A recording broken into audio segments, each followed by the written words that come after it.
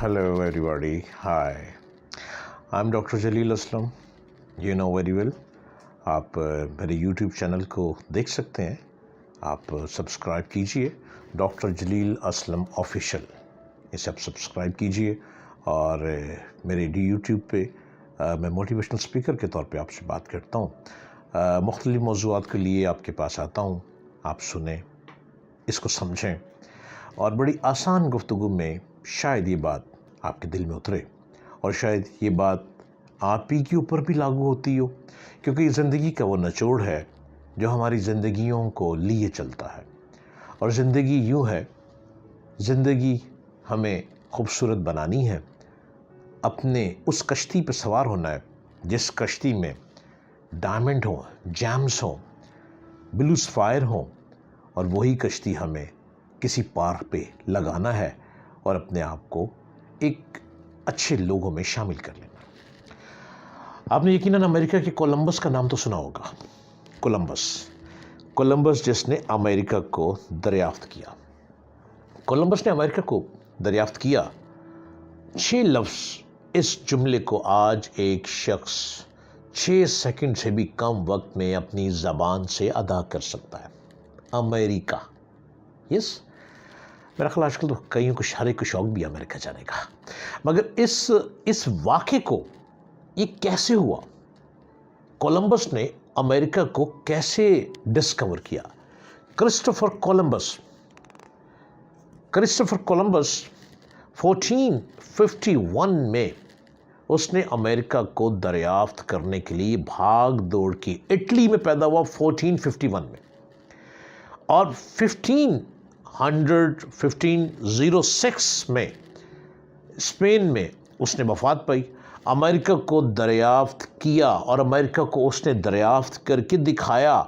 उसने प्रूव कर दिया कि इंसान अगर जस्तजू करे तो कहीं ना कहीं बाजी जीत जाता है, मैदान को छू जाता है, अपने आप को बुलंदी पर ले जाता है. और कोलंबस वो शख्स जो कि 1451 में इटली में पैदा हो रहा है और 1506 में स्पेन में उसकी डेथ हो रही है. और उसने अमेरिका को दरियाफ्त किया, समंदरी रास्तों के ज़रिए दरियाफ्त किया, आगे बढ़ता गया. कोलंबस ने 1484 में पुर्तगाल के शाहजहान में उसने दरख्वास्त की और बहरी सफ़र के लिए उसकी मदद की गई और यूँ वो आगे बढ़ता गया. इसके बाद कोलंबस ने अमेरिका को दरियाफ्त करने के लिए कितने साल लगाए. कोलंबस ने अपनी कोशिश जारी रखी, यहाँ तक कि 8 साल के बाद मलका ने उसको कश्तियाँ और ज़रूरी सामान मुहैया कर दिया. कोलंबस ने 3 कश्तियों के साथ अपना पहला सफ़र 3 अगस्त 1492 को शुरू किया. उस सफ़र में वो अमेरिका के साहिल तक पहुँचने में कामयाब ना हो सका. हर किस्म की मुश्किलात और आजमाइशों के बावजूद कोलंबस अपनी कोशिश में लगा रहा. आखिरकार चौथे सफ़र के बाद 1504 में वो नई दुनिया को दरियाफ्त करने में कामयाब हो गया. कोलंबस से पहले दुनिया 2 हिस्सों में बटी हुई थी. कोलंबस की दरियाफ्त ने नई और पुरानी दोनों दुनिया को मिलाकर एक कर दिया.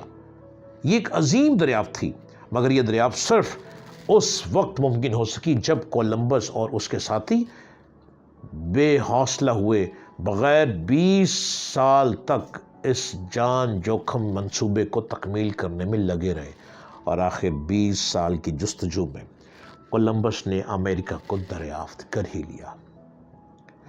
क्या करता था वो? कश्तियाँ चलाता था, साहिल समंदर पे भागता था, एक नई दुनिया ढूंढता था, एक नई आबादी ढूंढता था, एक नई बस्ती ढूंढता था, एक नए लोग ढूंढता था. आखिर रेड इंडियन लोग मिल गए और वही ठिकाना था कोलंबस का और वही अमेरिका था. उसी जगह को कोलंबस ने दरियाफ्त किया 20 साल की स्ट्रगल से. दुनिया बहुत छोटी है, हमारी ख्वाहिशात उसके आगे शायद बहुत ही छोटी हैं, लेकिन इन ख्वाहिशात को आगे लेकर चलना है तो अपने पॉजिटिव माइंड, अपनी पॉजिटिव थिंकिंग के ज़रिए आगे बढ़ना है. हमारी सोच हमारी तकदीर है, हमारी सोच हमारा मुकद्दर है, हमारी सोच हमारी बुलंदी है اور ہماری سوچ ہی ہمیں نہیں ہمارے ارد گرد کے لوگوں کو بھی ترقی دیتی ہے اور ہمارے ملک کو بھی ترقی کی طرف لے جاتی ہے۔ یہی کولمبس نے کیا، 20 سال میں امریکہ دریافت کر لیا۔ آج امریکہ، ہر شخص امریکہ جانے کے ویزے کے لیے پاگل ہوئے پھر رہا ہے۔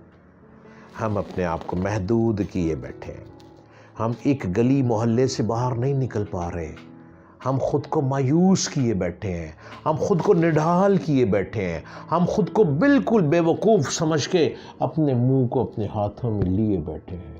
ہائے رے میری قسمت، نہ جانے آج کیا ہوگا، نہ جانے کل کیا ہوگا، نہ جانے کیسے ہوگا، نہ جانے روٹی آج شام ملے گی کہ نہیں ملے گی۔ ہم روٹی کے چکر میں پھنس گئے۔